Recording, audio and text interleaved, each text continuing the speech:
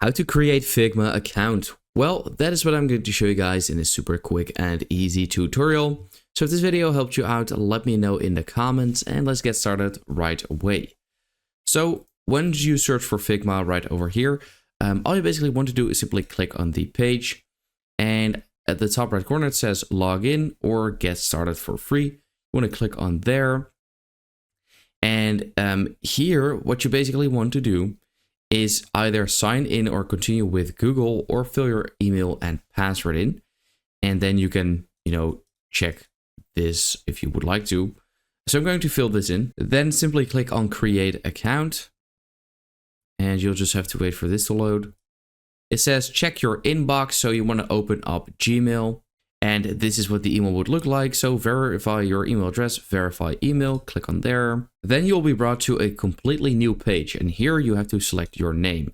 So actually this is fine. So I'll just click on continue. What kind of work do you do?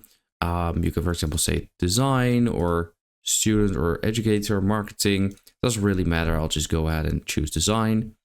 It does matter, but it just depends on what you actually do. But I don't do any of this. So I'm just selecting some random stuff. So do any of these describe your work?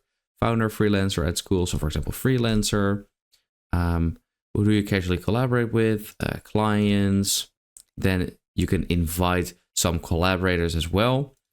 And then what brings you to Figma today. So you can choose what you want.